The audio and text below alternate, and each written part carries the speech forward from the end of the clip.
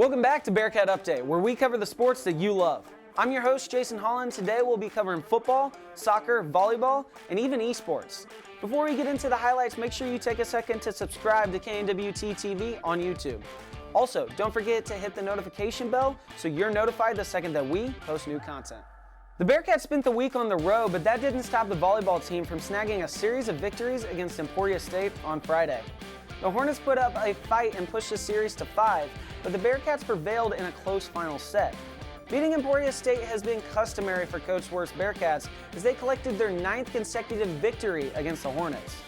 As seen in the games last week, adversity has been nothing new for the Bearcats.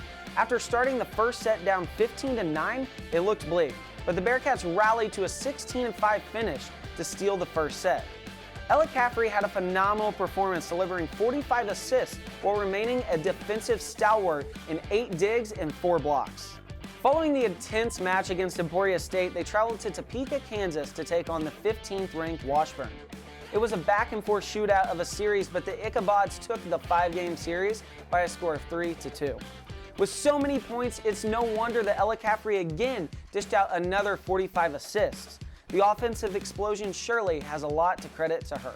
It wasn't just Caffrey who played well. Junior Kyah Luhring notched another 30-dig performance on Friday. In the Saturday's action, she led the team in digs with 14 and aces with 2. Our reporter spent some time talking to Kyah and looks to show she's more than just a defensive constant. Take it away, Anthony.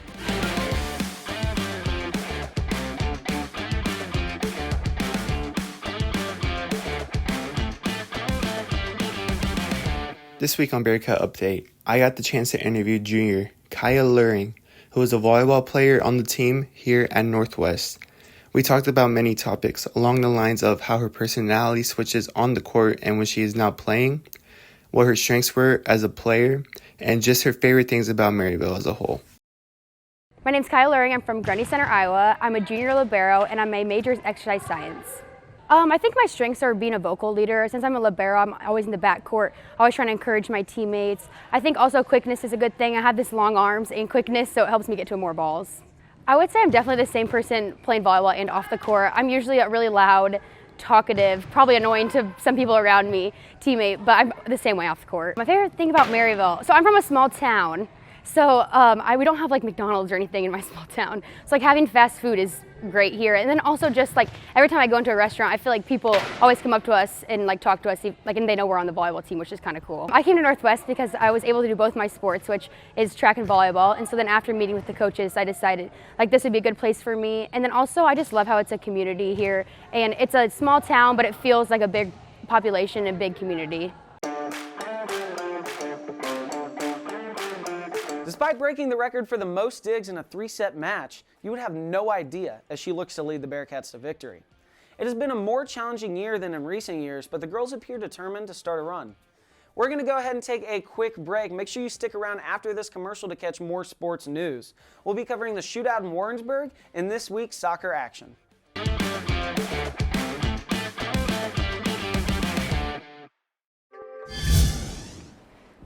Kirsten, what are you doing here? What do you think I'm doing here? Making TikToks? And it's not about what I do. It's about what we do here. So we start with storyboarding the content we want to create for our clients. It could be anyone from small businesses, nonprofits, and organizations both on campus and in the Maryville community. We write, we film, we edit, we create, and then we wait. So if you're someone who thinks you need us, we are KNWT Creative Services. On this week's episode, we take a look at the opening of Qdoba, a new art exhibit, and we dive deep on one student's life. For the stories that matter to you, watch new episodes of Channel 8 News at 9 a.m. every Monday on our YouTube page at KNWT TV.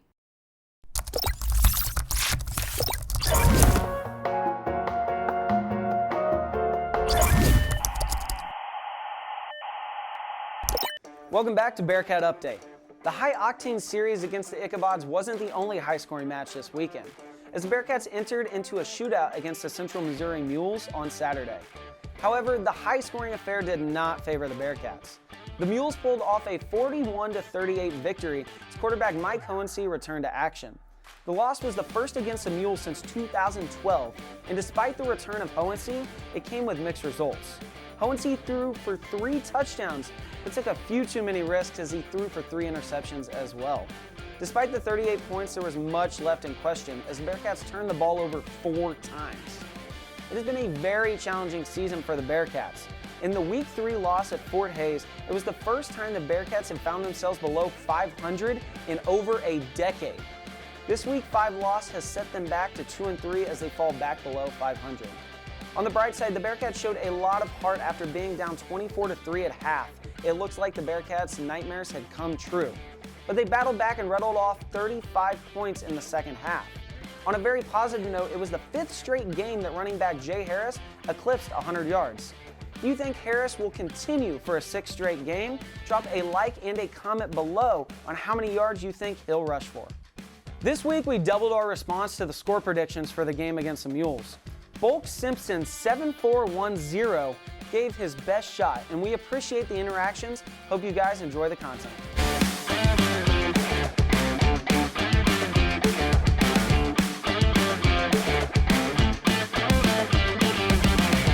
My name is Caleb Allen, and today we will be going over the top plays of this month from your guys' favorite sports team. Northwest coming out to the line of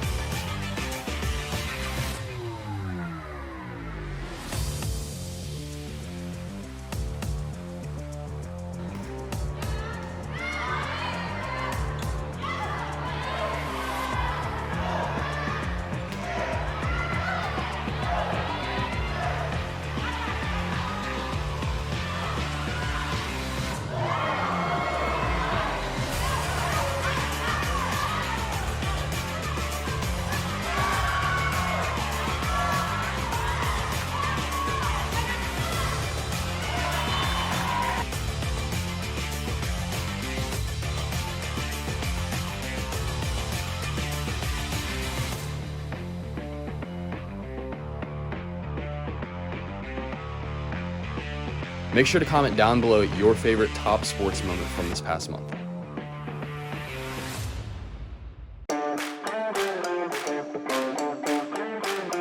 The soccer team had a very tough week as they faced the number 12th ranked Central Missouri Jennies and then traveled to Hays, Kansas to take on the Tigers.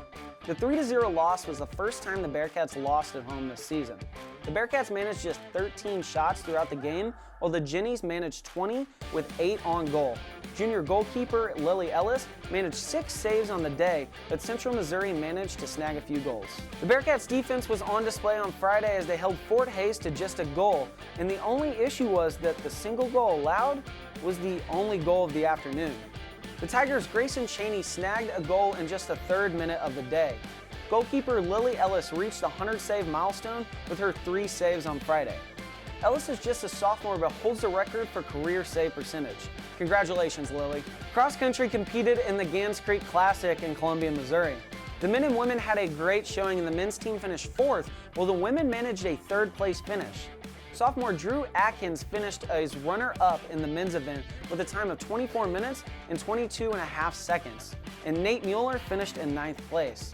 On the women's side, Elena Tybbold and Taylor McCready finished in the 7th and 8th place spots, which helped to give the women's team a top 3 finish. The golf team traveled to Bartsville, Oklahoma to compete in the MIAA Fall Preview. Paige Hoffman absolutely showed out with a 4th place finish, scoring 71 and 73 for a total of 144. Congratulations, Paige. We're going to go ahead and take one final break before the end of this episode of Bearcat Update. Stay tuned to watch as I take the game from the field to the computer.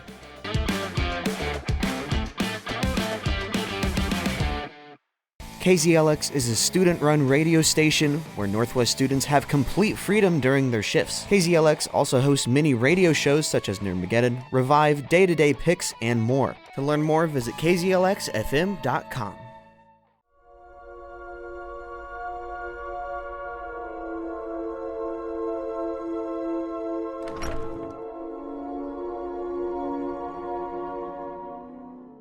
Hello, and welcome to Gen 2, your favorite place for all things gaming and rarely tech related. We have a large assortment of packs for you to choose from, so choose wisely, traveler.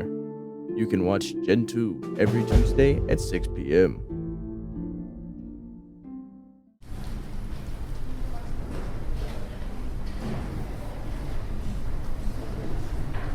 Welcome back to Bearcat Update. One of the most popular hobbies in America is gaming. With all kinds of genres, anyone can find something for them. As I mentioned, this week I'm taking my talents to the esports team.